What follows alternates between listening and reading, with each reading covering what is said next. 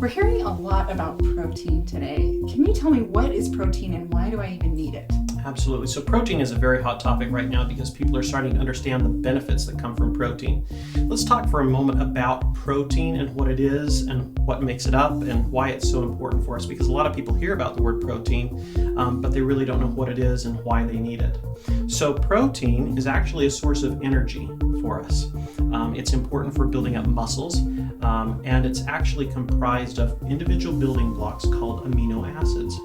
And so a lot of people will say, well, I'm taking branched chain amino acids. That's just one version of amino acids that are out there. And protein is made up of these amino acids. Now, branched chain amino acids aren't the whole story. We actually need a lot of different types of amino acids in our diet. There are essential amino acids and there are conditional essential amino acids, meaning that depending upon the conditions that our body is experiencing, we may need an additional boost of those amino acids. L-arginine and glutamine are two of those conditional essential amino acids.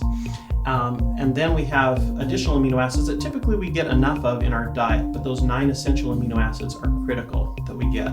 And so it's actually very important. You know, people with this craze of protein, you can actually go, and I've seen a box of Jell-O touting the fact that it had 3 grams of protein. And I kind of chuckled to myself because, yeah, it does have protein, but the gelatin that's in protein is made up of only 3 of those amino acids. There are 9 essential amino acids that we need, and there are conditional essential amino acids that we needed as well.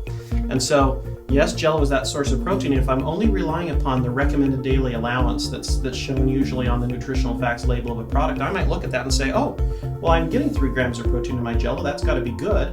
When in reality, it's not the quality of protein that we actually need.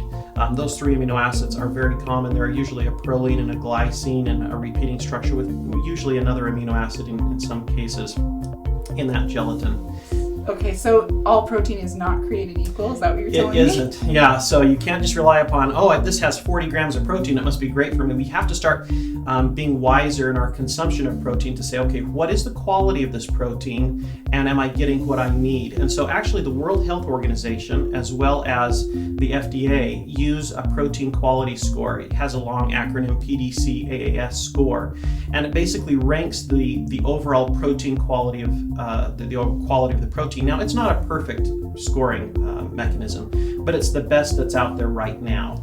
And so it's a way in which we can rate, okay, what is the quality of this protein? People really need to be paying attention to not just the quantity of protein, but the quality of protein that I'm getting as well, because depending upon the quality of the protein, that protein can either be sitting in my stomach, not being used, maybe it doesn't have the amino acids that I actually need, versus a protein that's high in quality and rapidly absorbing, which is what we have in the XOJO product. So how can a consumer know what the quality of the protein is that they're consuming when they see a box of Jell-O or something else? Right, that's a great point. So really you have to educate yourself on what is the source of the protein. And if I'm really interested in getting a high quality protein, and that's important for part of my supplementing, we'll talk more about why protein is so important that people are getting that protein.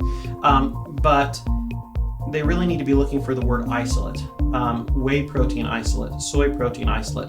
There's a lot of misinformation about those terms, but they need to be looking at those critical proteins. Now, we'll talk in future segments about some of the label dressing that people have done to confuse people using the word isolate where it's really not used appropriately. But it's important that they're asking those questions. What is the quality of the protein that I'm getting? Because they really aren't created equal. And if you're getting the right type of protein, you're able to take that protein in a variety of situations. So it's not just, protein isn't just for recovery. A lot of people think, okay, well, athletes need it and I only need it for recovery. Really, protein is critical because it has some very important functions for us. For example, it helps regulate blood sugar.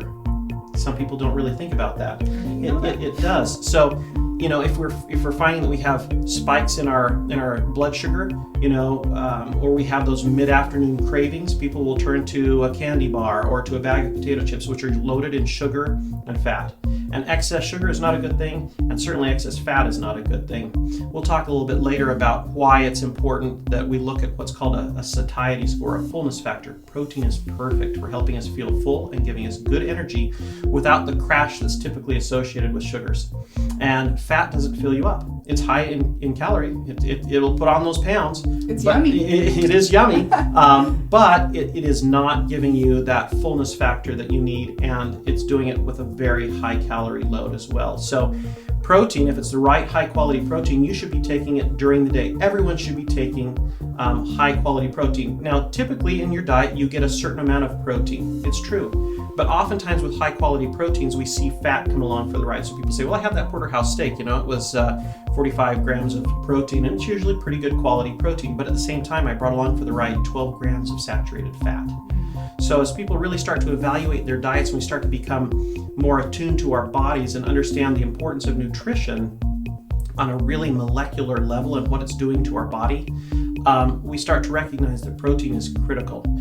During the day, we all should be taking a certain amount of high quality protein, as well as during exercise is very important. We've always heard that after exercise it's important. We know that it is important there as well, because you are seeing that it helps muscles to recover. But if it's the high quality protein delivered in the right way, you can actually take it during exercise. And there's an exploding field of emerging research showing that carbohydrates and protein in the right amounts during exercise will actually lead to improved muscle performance. You're able to recover more effectively on lesser amounts of protein, which is lesser calories, and everybody wants that. And you're able to sustain that energy during exercise much better than if you're trying to regulate with complex and simple sugars and some magical formula. Proteins are just a better sustainable source of energy. So is that what sets XOJO apart? One of the things that sets XOJO apart is that you can consume it during exercise, because there's a lot of other protein products out there that quite frankly make you sick while you're exercising. You're absolutely right. If you've had any of those products and then you've gone out and done exercise, it's an experience you'll never forget, right? So XOJO is an incredibly new technology where we're delivering what's called an isonatural protein.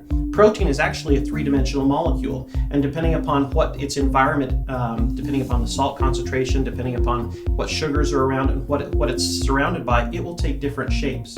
And we want to deliver it in its most natural form for your body to be able to metabolize quickly, because the benefit of getting that isonatural protein is rapid absorption. We don't want it sitting around in our stomachs for a long period of time. We want it rapidly absorbed. There are a lot of myths out there about, this protein will sit in my stomach and slow release over many hours and I can take it at night. Yes, you can, but we're finding that protein sitting in your stomach for a long period of time is leading to additional adverse health effects as well.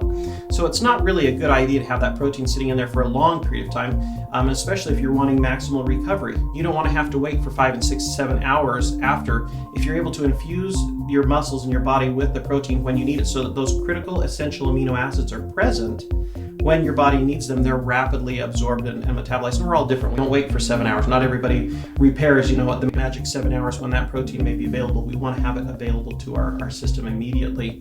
And it will stay in that systemic state so that our bodies can utilize it. Okay.